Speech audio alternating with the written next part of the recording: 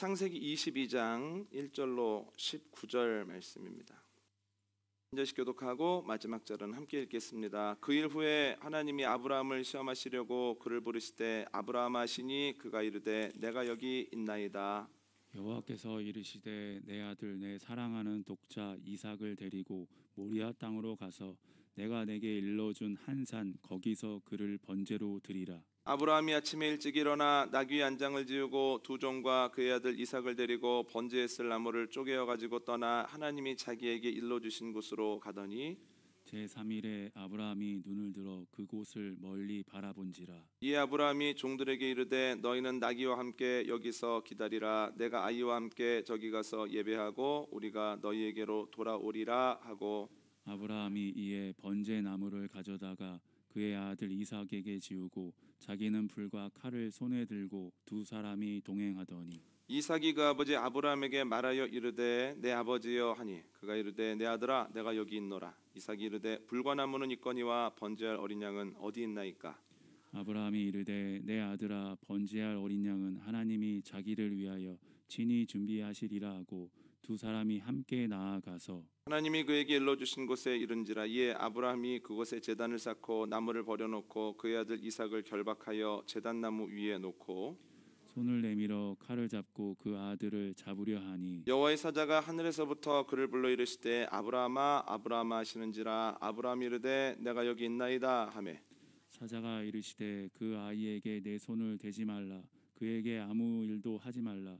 내가 내 아들 내 독자까지도 내게 아끼지 아니하였으니 내가 이제야 내가 하나님을 경외하는 줄을 아노라. 아브라함이 눈을 들어 살펴본즉 한 순양이 뒤에 있는데 뿔이 수풀에 걸려 있는지라. 아브라함이 가서 그 순양을 가져다가 아들을 대신하여 번제로 드렸더라. 아브라함이 그 땅 이름을 여호와 이레라 하였으므로 오늘날까지 사람들이 이르기를 여호와의 산에서 준비되리라 하더라. 여호와의 사자가 하늘에서부터 두 번째 아브라함을 불러 이르시되 여호와께서 이르시기를 내가 나를 가리켜 맹세하노니 내가 이같이 행하여 내 아들 내 독자도 아끼지 아니하였은즉 내가 내게 큰 복을 주고 내 씨가 크게 번성하여 하늘의 별과 같고 바다의 모래와 같게 하리니 내 씨가 그 대적의 성문을 차지하리라. 또 내 씨로 말미암아 천하 만민이 복을 받으리니 이는 내가 나의 말을 준행하였음이니라 하셨다 하니라. 함께 하겠습니다. 이에 아브라함이 그의 종들에게로 돌아가서 함께 떠나 브엘세바에 이르러 거기 거주하였더라. 아멘. 지난주 말씀 정리하겠습니다. 하나님께서는 아브라함에게 하란을 떠나서 내가 내게 보여줄 땅으로 가라고 하십니다. 하란은 그 당시에 달신을 숭배하는 대표적인 도시 중에 하나였습니다. 그러므로 하나님의 말씀은 하나님의 형상에 어울리지 않는 모습들을 버리고 이제는 주님의 자녀로 그 모습에 합당하게 살아가라고 하는 의미를 가지고 있습니다. 그런데 여기에서 멈추지 않고 하나님은 아브라함에게 브엘세바에서 떠나 모리아산으로 가라고 하십니다. 브엘세바는 이스라엘 땅 남쪽 경계입니다. 그리고 모리아산은 나중에 예루살렘 성전이 세워지는 이스라엘의 중심지입니다. 다시 말해서 하나님께서 그에게 하신 말씀은 어느 정도 신앙에 머물면서 만족하지 말고 더 깊은 곳으로 더 순전한 신앙으로 나아가라고 하는 의미를 가지고 있습니다. 아브라함이 순종하였을 때 하나님이 아브라함을 통해서 두 가지를 하시는데 첫 번째는 그를 통하여 새로운 길을 보여주십니다. 큰 문제가 없고 많은 것이 안정적이고 노년을 살아가면서도 하나님과의 관계가 무뎌지지 않고 그 믿음이 혼탁해지지 않는다라고 하는 것, 여전히 섬세하고 오히려 맑고 깨끗할 수 있다라고 하는 것을 아브라함을 통해서 보여주시죠. 아, 저럴 수도 있어. 저렇게 할 수도 있는 거여서 나도 저렇게 해봐야지. 아브라함을 보면서 또한 갈렙을 보면서 신앙의 후배들이 무언가를 알아간다라고 하는 거예요. 두 번째로 하나님은 아브라함에게 놀라운 복을 허락하여 주십니다. 아브라함도 복을 받고 아브라함도 축복의 통로가 되는 것뿐만 아니라 그의 자녀들도 복을 받고 그의 자녀들도 축복의 통로가 되었다라고 말씀을 드렸습니다. 오늘 본문 나누겠습니다. 오늘 본문 신앙인들이 익히 알고 있는 내용입니다. 이걸 읽으면서 야, 아브라함 고민했지만 결국은 이겼네. 아브라함의 승리를 보면서 우리의 마음도 행복합니다. 그런데 하나님이 어떤 분인지를 알면 오늘 본문이 그렇게 가볍게 다가오지만은 않는다는 거예요. 디모데전서 말씀 한번 읽어볼까요? 디모데전서 2장입니다. 디모데전서 2장은 신약성경 338면에 있습니다. 디모데전서 2장 4절 그리고 6절입니다. 먼저 디모데전서 2장 4절을 읽습니다. 시작. 하나님은 모든 사람이 구원을 받으며 진리를 아는 데 이르기를 원하시느니라. 아멘. 6절입니다.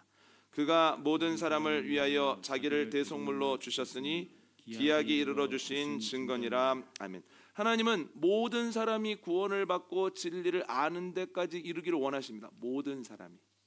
예수님은 모든 사람을 위하여 자신의 몸을 대속물로 주셨습니다. 그러므로 하나님께서는 아브라함에게만 너 복을 받아야 돼, 복의 통로가 돼야 돼, 그러기 위해서는 브엘세바에서 만족하지 말고 모리아산으로 나가야 돼 라고 말씀하시는 것이 아니라 우리에게도 똑같은 말씀하신다는 거예요. 그 정도 신앙에서 머물면 안 돼, 내가 이 정도면 괜찮을 것 같아 라고 거기에서 머물러 살다 보면 하나님을 알지 못하는 사람이나 비슷한 삶을 살아갈 수밖에 없어. 거기에서 멈추지 말고 점점 더 앞으로 나아가라, 모리아산으로 나아가라 이렇게 말씀하시죠. 우리에게 하시는 명령입니다. 여러분, 주님께서 우리에게 말씀하시는구나, 내가 브엘세바에 있지 않은지를 점검하고 주님의 말씀에 따라 더 깊은 신앙으로 나아갈 것을 결단하는 저와 여러분 되시기를 원합니다. 그러면 주님께서는 우리를 통해서도 새로운 길을 보이시고 우리에게 놀라운 은혜를 허락하실 겁니다. 그런데 문제는 결단해야지, 순종해야지 라고 생각하는 순간 첫 번째 떠오르는 질문이 있다는 거예요. 그럼 어떻게 모리아산으로 나아가지? 어떻게 모리아산까지 갈 수 있을까? 그래서 오늘은 어떻게 모리아산까지 갈 수 있는지에 대해서 두 가지를 나누려고 합니다. 첫 번째는 뭐냐면 호기롭게 출발해야 됩니다. 오늘 본문 2절과 3절 한번 읽어볼까요? 함께 읽습니다. 시작. 여호와께서 이르시되 내 아들 내 사랑하는 독자 이삭을 데리고 모리아 땅으로 가서 내가 내게 일러준 한 산 거기서 그를 번제로 드리라. 아브라함이 아침에 일찍 일어나 나귀의 안장을 지우고 두 종과 그의 아들 이삭을 데리고 번제에 쓸 나무를 쪼개어 가지고 떠나 하나님이 자기에게 일러주신 곳으로 가더니. 아멘. 하나님께서 아브라함에게 네 아들 이삭을 데리고 가서 모리아산에서 바쳐라 이렇게 말씀하시죠.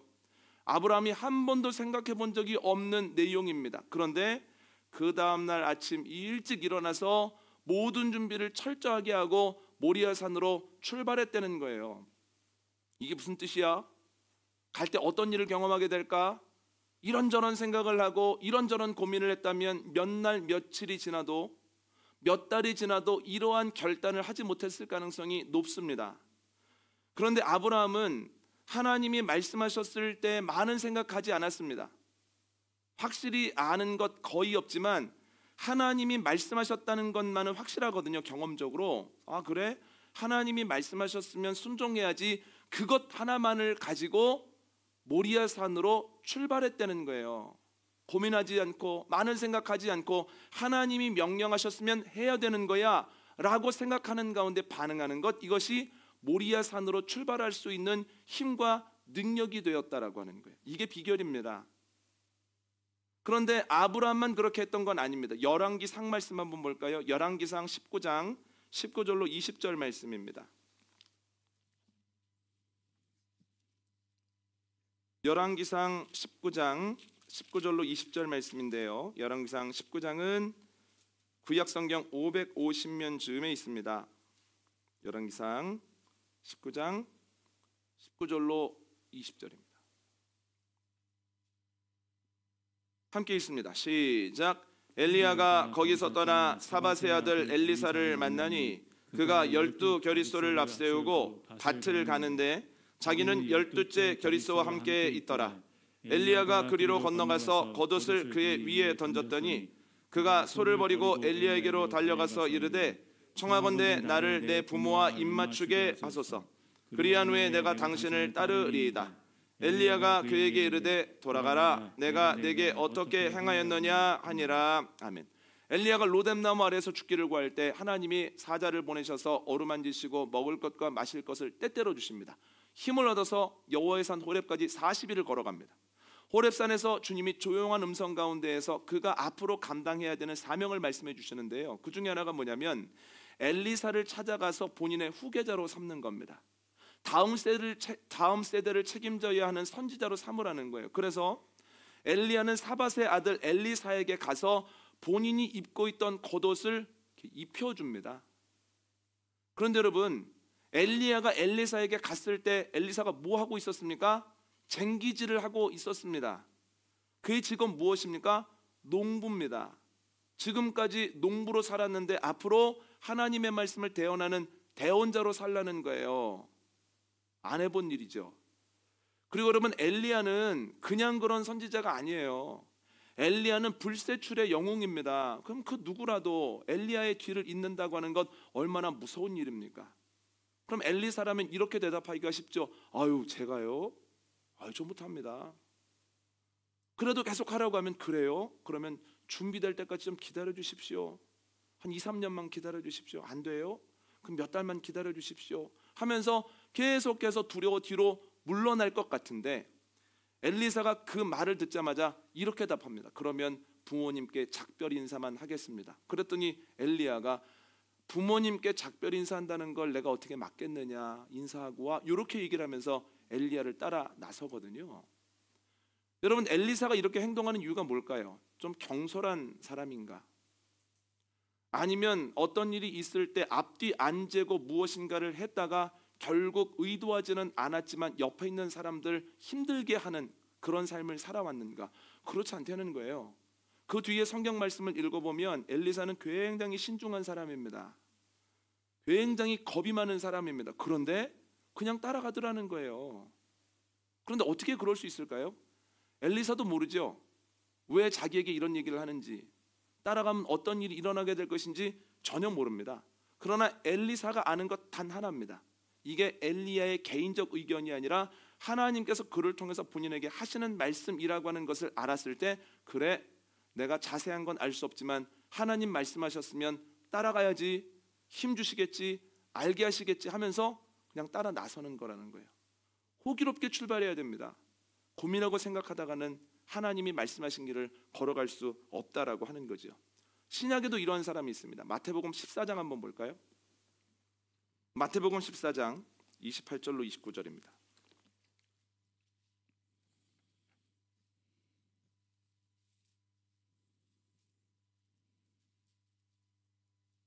마태복음 14장 28절과 29절 말씀 한 목소리로 함께 읽습니다. 시작.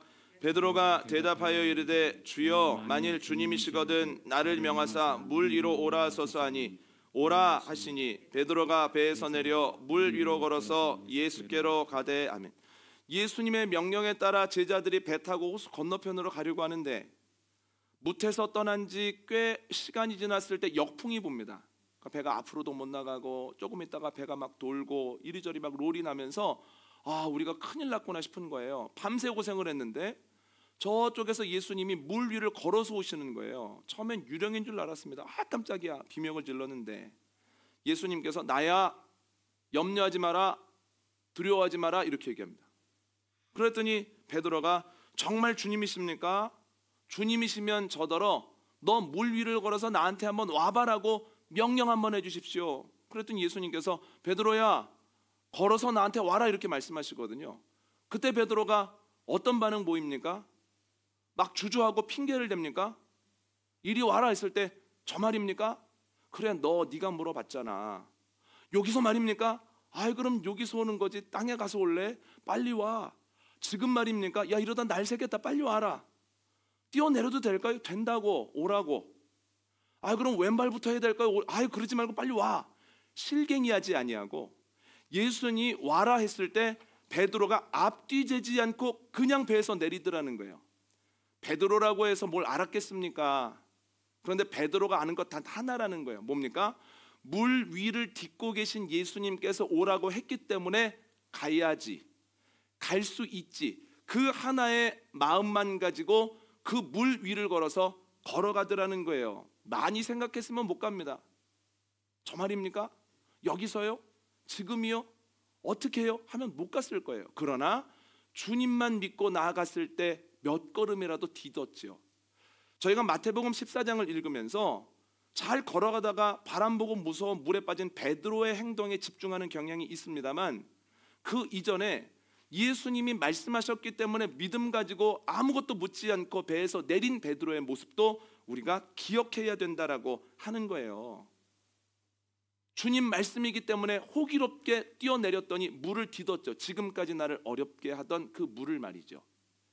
여러분, 성경을 보면 주님 말씀하셨기에 호기롭게 출발했던 이들을 통해서 신앙적으로 생각해 볼 수 있는 많은 일들이 일어납니다. 예를 들어서 방금 나는 마태복음 14장을 보면, 야, 그렇구나, 예수님 말씀에 순종하여 발을 내딛기만 하면 지금까지 나를 어렵게 하고 두렵게 만들던 물을 내디딜 수 있는 거구나. 또한 그렇게 내딛었다가도 나 이제는 안 무서워, 이제는 극복했어 했다가도 베드로 같은 사람도 다시 그 두려움과 그 불안과 그 분노에 빠질 수 있는 거구나, 허우적될 수 있는 거구나, 이게 사람이구나. 그런데 주님께서는 다시 거기에 빠져 허우적대는 사람을 책망하거나 포기하지 않으시고 그 손을 뻗어서 건져주시는구나. 그리고 베드로의 모습을 보니 믿음이 없는 것이 문제가 아니라 믿음이 작은 것이 문제구나. 내 믿음은 어떤가? 이러한 모습들을 보면서 신앙의 원리를 발견하고 내 모습을 점검하는 가운데에서 내 신앙이 조금이라도 자라나게 된다는 거예요. 호기롭게 출발한 이들을 통해서 신앙적인 일들이 일어나죠. 창세기 12장 한번 생각해 보십시오. 하나님의 말씀에 아브라함이 호기롭게 반응해서 하란을 떠나거든요. 굳건하게 나갔으면 좋은데 기근을 만나자마자 애굽으로 내려갑니다.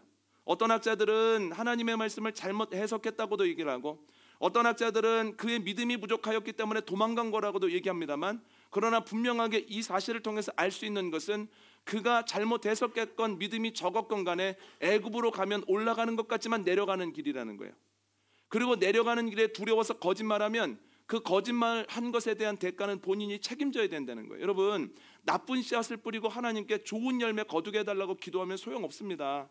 나쁜 열매 뿌렸으면 나쁜 열매를 거둘 수밖에 없는 겁니다. 주님께서 이미 창세기 12장에서 말씀해 놓으셨다는 거예요.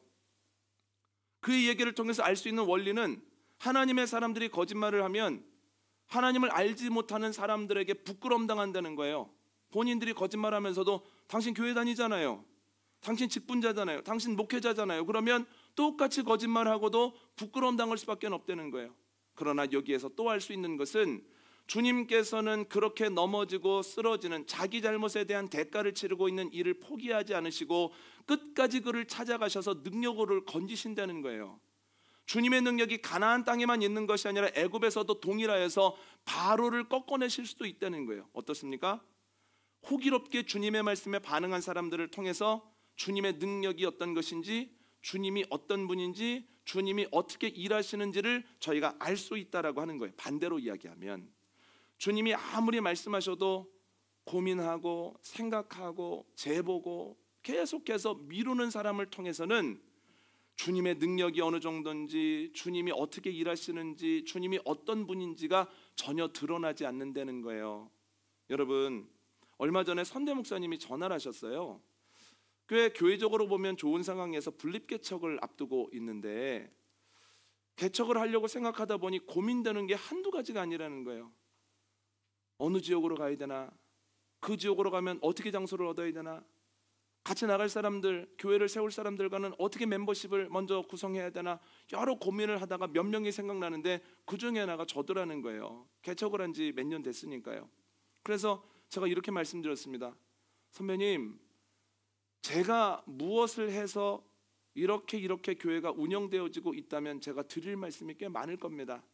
이렇게 했더니 되고요, 이렇게 하는 건 안 되더라고요. 그러니까 이렇게 해보세요 할 텐데, 아무리 생각해도 제가 한 게 없습니다. 제가 이걸 미사역으로 하는 얘기가 아니라 정말 그렇습니다. 단적인 예로 말씀을 드리면, 제가 아내와 함께 교회를 어디다 개척해야 되나 장소를 알아보기 위해서 1년 4개월 동안 안 가본 곳이 없습니다. 위로는 별내에서부터 밑으로는 수원 밑에까지 안 가본 도시가 없습니다. 못 구하겠더라고요.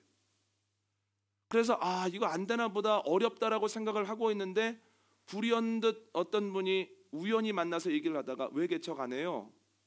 저희가 노력하고 있는데 안 되네요. 그랬더니 그래요. 그러면 내가 지금 마련한 공간이 있는데 거기서 개척해도 괜찮아요 해서 갑자기 개척을 하게 된 거라고.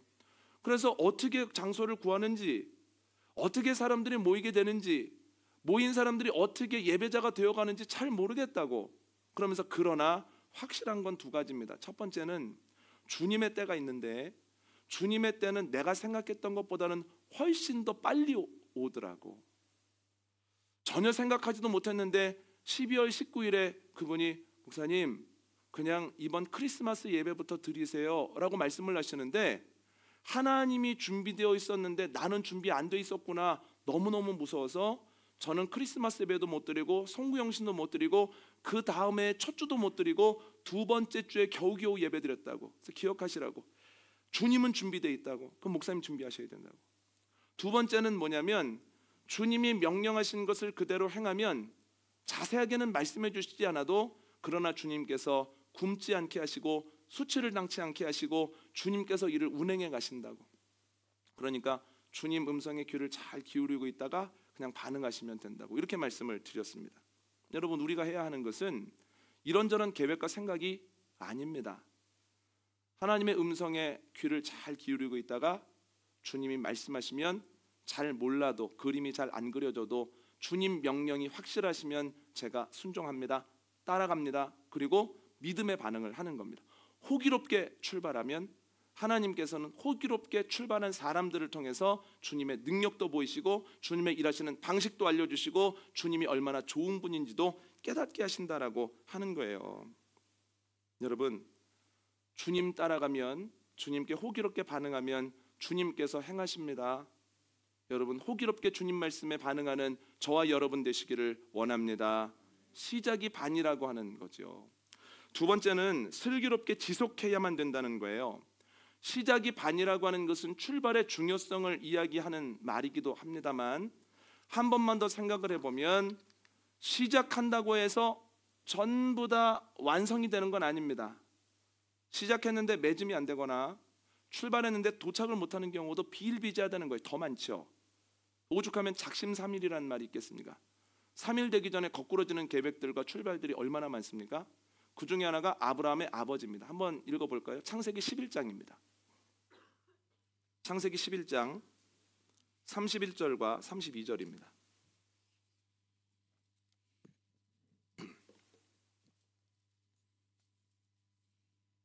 창세기 11장 31절과 32절 말씀 함께 읽습니다. 시작. 데라가 그 아들 아브람과 하란의 아들인 그의 손자 롯과 그의 며느리 아브라함의 아내 사레를 데리고 갈대아인의 우르를 떠나 가나안 땅으로 가고자 하더니 하란에 이르러 거기 거류하였으며 데라는 나이가 205세가 되어 하란에서 죽었더라. 아멘. 하나님이 아브라함에게 말씀하시기 전에 먼저 데라에게 네가 살고 있는 우르를 떠나서 가나안 땅으로 가야 돼라고 말씀하셨는지 그렇지 않았는지는 알 길이 없습니다. 성경에 안 나옵니다. 그런데 확실한 것은 아브라함의 아버지 데라도 우르를 떠나서 가나안 땅으로 들어가고자 했다는 거예요. 그러나 가나안에 도착하기 전에 하란에 머물러 살다가, 이유는 알 수 없지만 머물러 살다가 거기에서 생을 마감했다는 거예요. 호기롭게 시작은 했으나 그 일을 완수하지 못했죠. 도착을 못했습니다.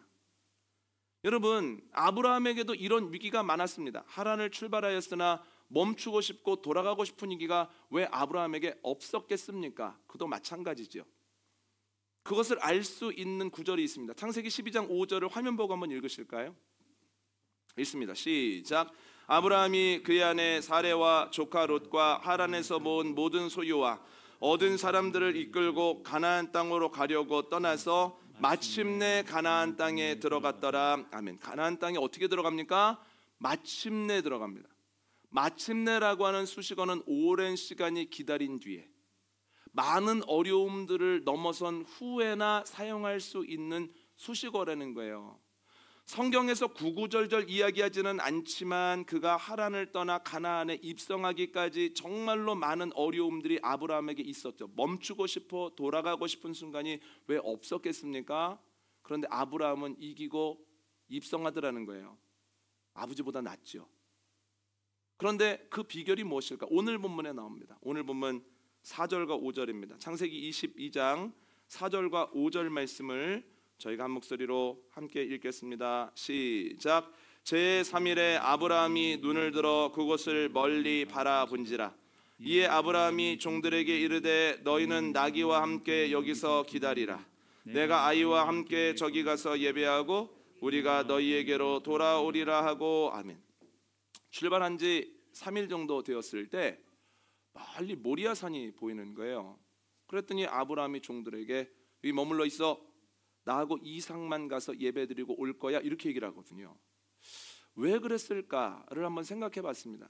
내가 아브라함이라면 왜 이렇게 했을까? 호기롭게 출발을 했는데 가는 동안 계속 마음에 갈등이 있는 거예요. 그런데 마침 3일 정도 되었을 때 모리아산이 멀리 보입니다. 가슴이 덜컥 내려앉는 거예요. 어떤 마음이 들겠습니까? 가고 싶지 않은 거예요. 그런데 호기롭게 출발했기 때문에 본인이 왜 못 가겠다고 먼저 얘기하기가 그렇죠. 그러니까 길 열심히 가다가 멈춰서 가지고 하인들에게 물어볼 것 같아요. 우리가 이거 왜 가는 줄 알아? 내가 얘기 안 하고 출발했지? 하나님이 나에게 나타나셨어? 모리아산 가서 이삭을 바치라는 거야. 니네 생각은 어떠냐? 그럼 종들이 뭐라고 대답을 하겠습니까? 믿음의 사람 아브라함도 마음이 요동하는데 아브라함보다 믿음이 적은 종들은 당연히 아브라함의 편에서 얘기할 거 아닙니까? 잘못 들으셨을 수도 있잖아요. 사랑의 하나님이 그런 명령 하시겠습니까? 잘못 들었을 수도 있으니 여기에서 돌아가 가지고 댁에서 다시 한번 기도해보고 결정하시는 것이 어떻겠습니까? 그럴까? 니네 생각도 그렇지, 나도 그래 하면서 돌아갈 가능성이 높습니다. 제가 아브라함이라면. 왜 안 그렇겠습니까? 하나밖에 없는 아들이고 100세 때얻은 아들인데. 아브라함도 다르지 않았을 거예요. 그래서 모리아산을 보는 순간 마음이 쿵 하고 내려앉는 순간 안 돼 하면서 멈추고 싶고 돌아갈 수 있도록 만들게 하는 그 여지, 틈을 없애버린다는 거예요. 멈춰라, 우리가 갔다 온다 하고 하나님이 명령하신 모리아산으로 저벅저벅 걸어간다라고 하는 거예요. 여러분, 슬기로워야 그 길을 지속하고 유지할 수 있습니다. 슬기롭다라고 하는 것이 뭐냐면 나를 멈추게 만들 만한 여지와 요소를 자꾸만 없애가는 거예요. 나에게 위로도 되지만 내가 듣고 싶은 말을 해주지만 그를 통해서 멈출 가능성이 높아진다. 되돌아갈 가능성이 그를 통해 있겠다 싶으면 여지없이 그것을 멈추고 제거하는 거죠. 그래야 끝까지 걸어갑니다. 이게 슬기로움입니다. 그런데 엘리사도 그랬다는 거예요. 열왕기상 말씀 다시 한번 보시죠. 열왕기상 19장 21절입니다.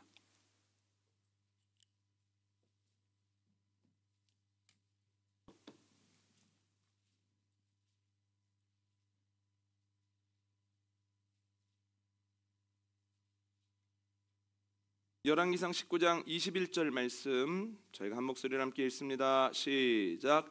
엘리사가 그를 떠나 돌아가서 한 겨릿소를 가져다가 잡고 소의 기구를 불살라 그 고기를 삶아 백성에게 주어 먹게 하고 일어나 엘리야를 따르며 수종 들었더라. 아멘. 엘리사가 부모님에게 작별 인사해도 좋아라고 하는 엘리야의 허락을 받고 나서 한 행동이에요.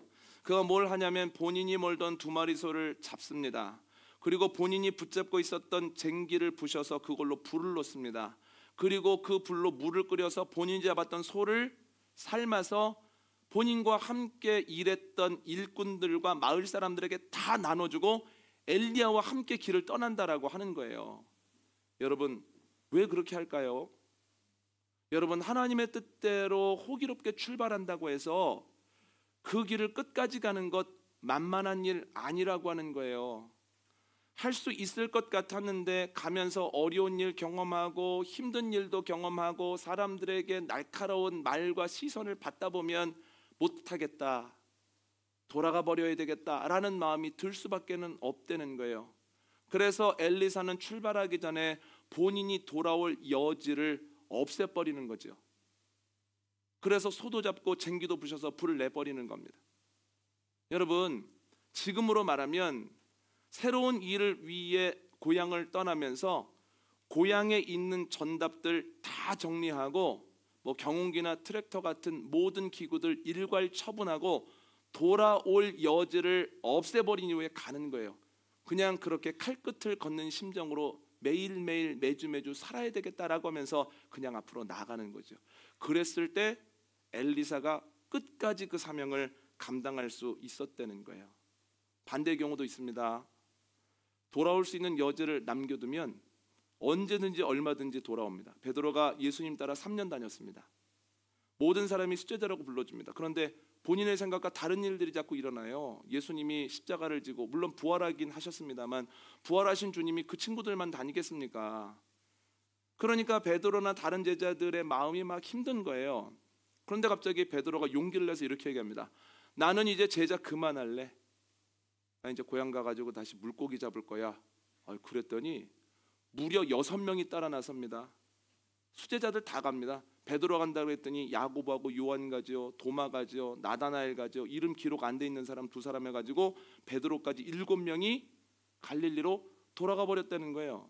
제가 이 말씀을 묵상하다가 아하, 어떻게 하면 안 돌아갔을까? 떠날 때 배를 팔았어야 되는구나.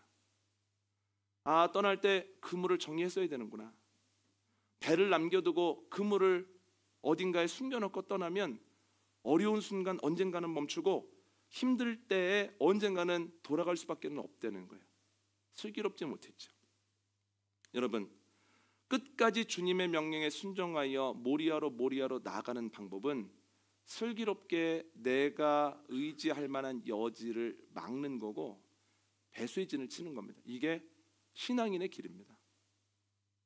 주님을 믿는다고 하면서도 주님 외에 다른 믿는 사람이 있고 주님의 능력이 나를 일으킨다라고 하면서도 돈이나 명예나 혹은 또 다른 것들이 나에게 든든하게 여겨지면 신앙의 길을 걸어가다가도 언젠가는 멈추고 돌아올 뿐만 아니라 내가 신앙적으로 여러 가지 일을 하는 것 같은데 경건의 모양은 있으나 경건의 능력은 없는 신앙을 할 수밖에 없다는 거예요.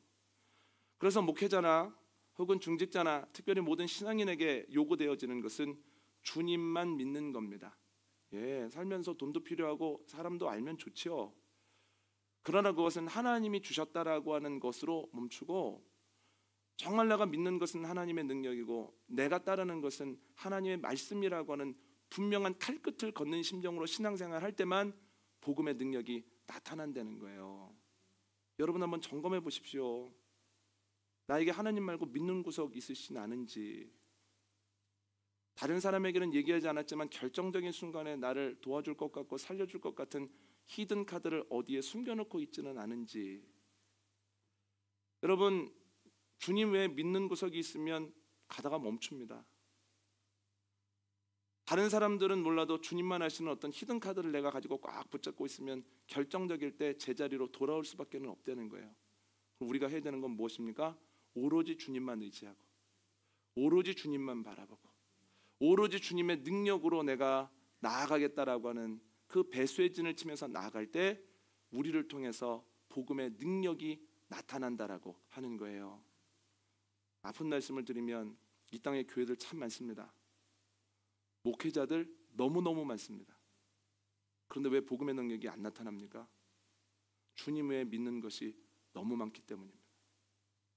주님 외에 사람도 믿고 돈도 믿고 교회 건물도 믿고 정치력도 믿고 여러 가지 믿는 것들이 너무너무 많을 때 경건의 모양은 있으나 경건의 능력은 없죠. 여러분, 배수의 진을 치고 신앙생활하는 저와 여러분 되시기를 원합니다. 마지막 때 경건의 능력을 드러낼 수 있는 기쁨이 생명문교회 위에 있기를 원합니다. 오늘 말씀 정리합니다. 하나님께서는 우리에게도 아브라함에게 허락하셨던 복을 내리기를 원하시죠. 그래서 동일한 말씀하십니다. 너희도 브엘세바에서 머물지 말고 모리아로 나아가라. 그런데 그 명령에 순종하기 위해서는 호기롭고 슬기로워야 합니다. 호기롭다라고 하는 것은 다른 건 다 몰라도 주님 명령이야, 주님이 뜻이 있어서 나를 부르시고 명하신 거야, 그 생각 가지고 바로 실천하는 겁니다. 우리가 해야 될 것은 생각이나 고민이 아니라 순종입니다. 두 번째로 슬기롭다라고 하는 것은 내가 멈추고 돌아오게 할 만한 여지를 사라지게 하는 겁니다.